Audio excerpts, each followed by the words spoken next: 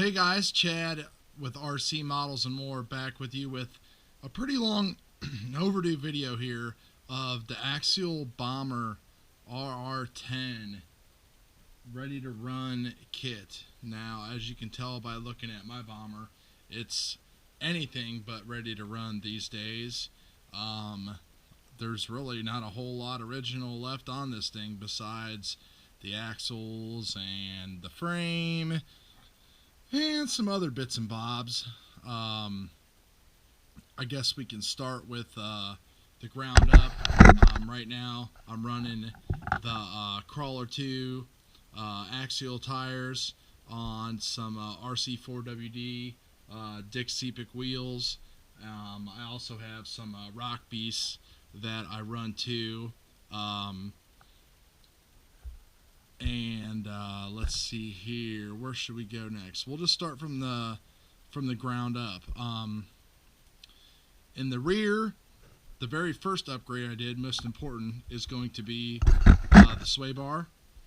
This is the axial sway bar that I'm running. It seems to do the job. There's a little bit of flex in it.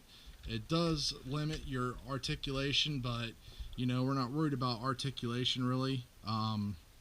We're just trying to keep the butt planted on this thing, because you know, out of the box everybody says it's really slow, and what I've done is put a Holmes Puller Pro 3300 kilovolt brushless censored system in here with the Holmes Trailmaster BLE Pro, all waterproofed.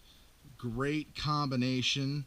Allows me to gives me way more speed than I require, but when you set up a proper throttle curve in the Castle Link, you can basically tune that out and get a good crawler and one heck of a bouncer basher, which is pretty much what I've done with this thing. It's pretty much a jack of all trades. To me, think Traxxas Slash, just set up a lot different with, you know, of course, the trailing arms and everything like that. If we flip it over here, did the stage 1 axial kit, all metal links. Trailing arms in the back are from Carter Fab. I've got the Vanquish stage 1 kit and the hex adapters on here. On the back you can see the lockouts too. Still running the wild bore shafts, but I did upgrade to the metal collars that Carter Fab or Deluxe Fab, one or the other, I'd have to double check, sells for the weak points. So I'm just going to run these until something just goes terribly wrong. As far as shocks goes, I lowered it a little bit by going with Traxxas big bores. I've got some stiffer springs on the back, a little bit softer on the front, so it can take the hits and kind of bounce and move about and crawl a little bit.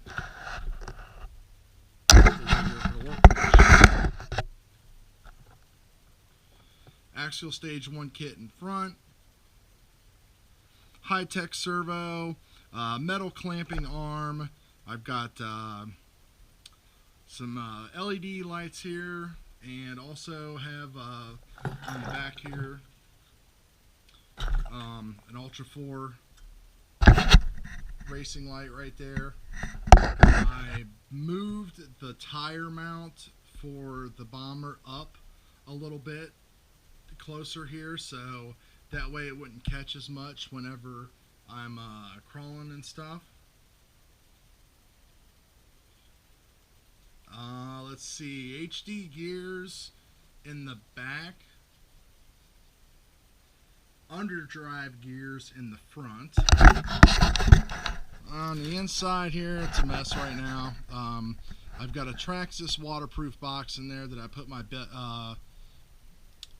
Castle BE 10 amp BEC in there. Robinson Racing Gen 2 or Gen 3 slipper, and a 10-tooth pinion to match. Really had to drop the pinion down to get the speed down on this thing so I can make the crawl and such. King scale shocks back here without the springs to help keep it planted a little bit more. And aluminum panels. Custom paint job, calling it the Brown Bomber. So I'm a Cleveland Browns fan, unfortunately, but we're always looking for better days. As far as the battery bay goes, let me pull this battery out here real quick. You can really go nuts. You have all kinds of room in here for whatever battery you want. I always run 3S. Usually I run 2200s in here. I also have this big 5200 that I use for trailing. I think I've ran this for, I got my LiPo cut off at 3.3 volts, and I think trailing I've just basically ran this thing for, I don't know, 3 hours or so before I've had to charge it up. So that's pretty good. So my overall impression of the Bomber is I love it. It's just a lot of fun to just beat on. When I was outside doing some video for this, I busted a rod in, so I had to replace that with a new link. And you know, just I've had this thing going through some good rocks down by the river and everything, so it's pretty cool. It's a fun toy.